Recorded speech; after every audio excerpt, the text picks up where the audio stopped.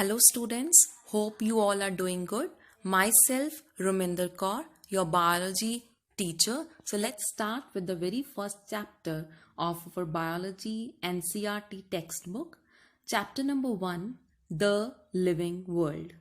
Here we will discuss about what are the differences between living and non-living objects, what is biodiversity, how can we classify different plants and animals, and we will even talk about certain aids which are either museums, herbariums, zoological parks, botanical gardens, which are helping us to save or keep the record of all plant and animals found on this planet Earth.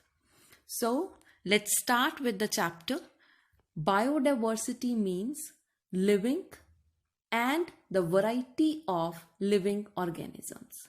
So in this picture, even you can see the variety of living organisms in different habitats. So to first of all study, habitat is a place where an organism lives.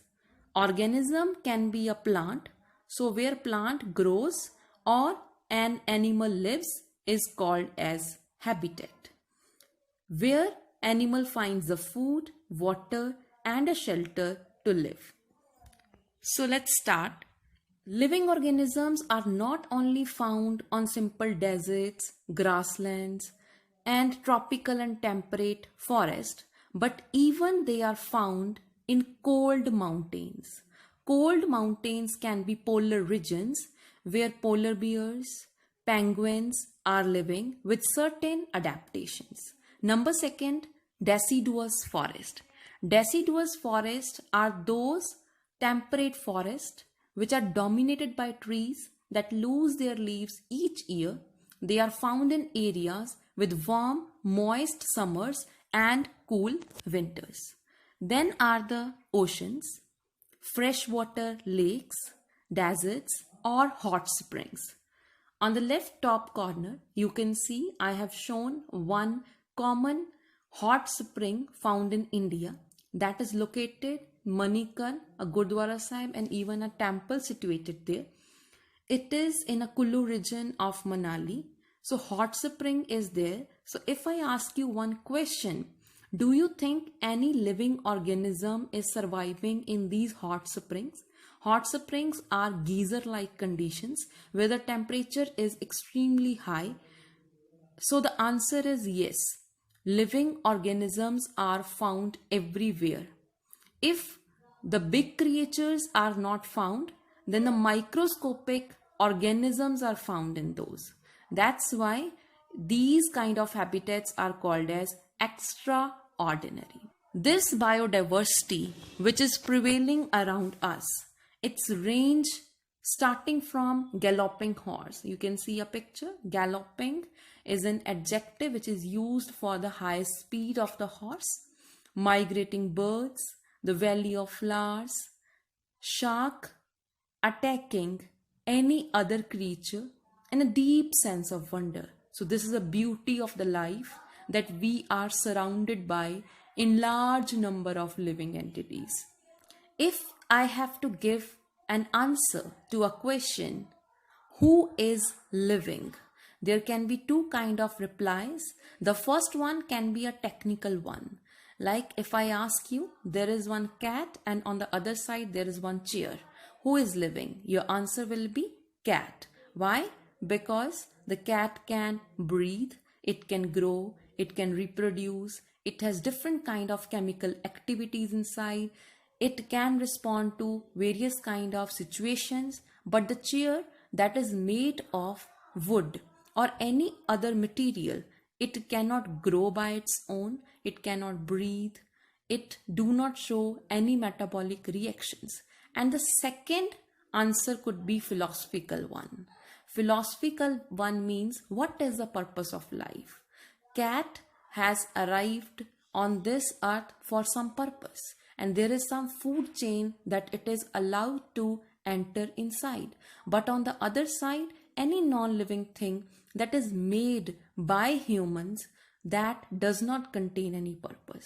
In this chapter, the very first topic is what is living. So that can be answered only with the technical answers. So before starting the very first topic, let me describe the mind map of this chapter. You have to draw this mind map in your notebook.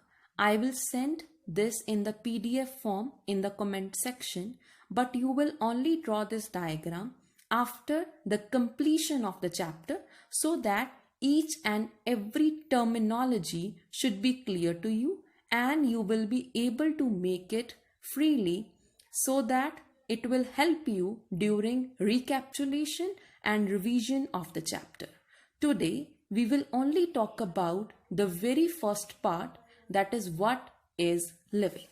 So, the various parts are there: characteristics of living organism, growth, reproduction, metabolism, cellular organization, and last is consciousness. So let's study all these 5 topics one by one. If we have to differentiate, we can simply say all living organisms, they grow. Now growth can be in the height form or it can be in the weight form. So we say each and every living organism, they are growing either in mass or in number. Number second is cell division. We all have the basic and fundamental unit of life, that is cell. So when the cells are dividing, then only growth takes place. Then plants, their division takes place continuously. But in animals, the growth stops at certain age, like during adolescent stage or the puberty stage, when the child is maturing, either boys or girls. The height, once it increase and then it stops. So we can say in animals, there is a certain age till that growth takes place and then it stops. But in plants, it remains throughout their lifetime. Division helps us to replace lost cells. It is also helping us to repair the cells. Unicellular organisms, they just increase in number. If you remember class 10th, in amoeba, you have done that with the help of binary fission, it divides and it gives rise to 2 amoeba. When those 2 amoeba divides, they give rise to 4. So this, according to that kind of fission, they are increasing in number. Can be increase in body mass. Non-living things, they can grow. So if the question arises, how can they grow? So let's focus on this sand mound. It is growing, means when the deposition of the sand takes place, it can grow because the material gets deposited. Even the mountains, they grow. The boulders, they grow. But the growth in non-living objects is always from outside. But in the living organism, the growth is from inside. So this is about the living organism, either plants or animals. If we are growing, then our growth is from inside because our inner body cells, they are dividing. So second characteristics is reproduction. Reproduction is of 2 types. One is sexual reproduction and second is asexual reproduction.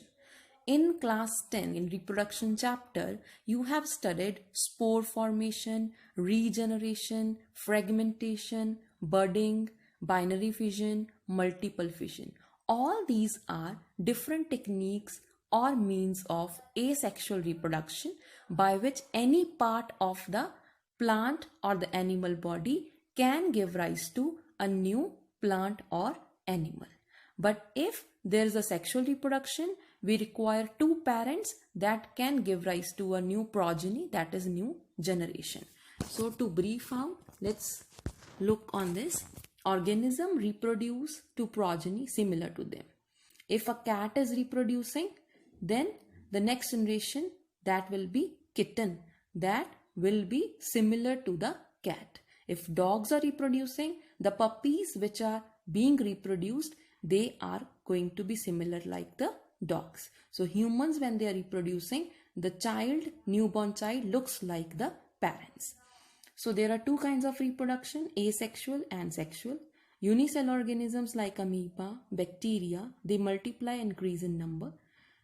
Then many organisms do not reproduce at all. So this is a very important question which can come. First example is mules. Now what are mules? You must have seen horse, donkey and a mule. Mule are mostly used to carry weight on their body. Horse and donkey, when they are artificially hybridized, the hybrid which is produced, that is called a mule. So every characteristic resemble to both of the parent. So female horse and male donkey, when they are crossed and mated, the generation which came is mule. It is sterile. Sterile means it cannot reproduce. So how can be a mule produced? It can be only produced artificially. Second example given is worker honeybees. There are three kinds of honeybees: queen, workers and drones. All three of them, they are helping to collect the nectar from various flowers and convert them into honey, which is very nutritious and also used in cosmetics and medicine preparation. The workers are sterile, they cannot reproduce.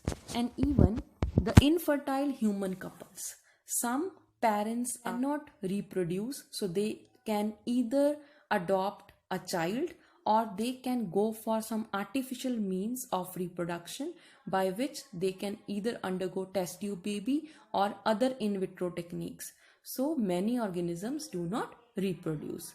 But reproduction can be a defining characteristic. Why? Because non-living things, they never reproduce, right? So next characteristic feature is metabolism.